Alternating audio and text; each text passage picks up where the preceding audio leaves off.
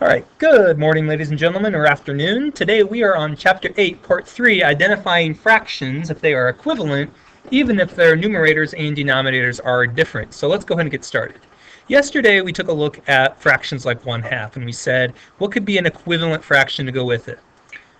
We bring this up here, and I'm just going to go ahead and think to myself, well, 1/2, well, I know that 2's can go in the 4's. So what if I took 2 of these 4's right here? And I could see to myself, hey, you know what?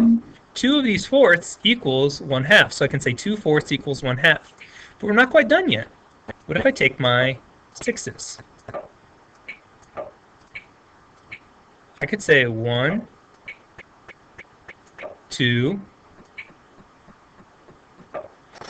3 6's equals 1/2. So that's what we worked on yesterday. Let's go ahead and talk about a new way to do it today. Alright, here's my 1/2.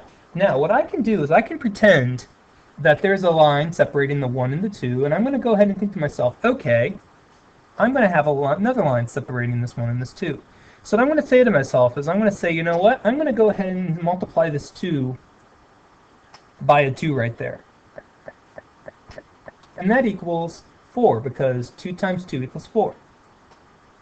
Now, what I can do, whatever I multiply down here, I'm going to have to multiply up here. So I'm going to say 1 times 2, and that equals 2 as well. So another way to find an equivalent fraction is to go ahead and multiply our fractions by the same numbers.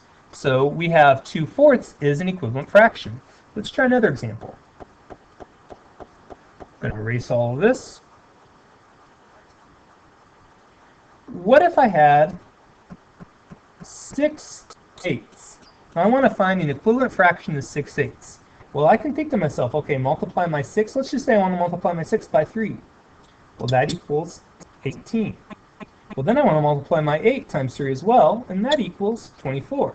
So believe it or not, 18 over 24 is an equivalent fraction to 6 over 8. So that's what we're working on right there. Let's see one more example.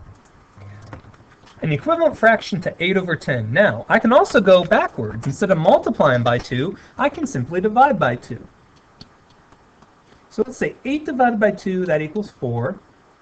And whatever I do up here, I have to do down here as well. So 10 divided by 2, that equals 5. So I know that an equivalent fraction to 8/10 can be 4/5.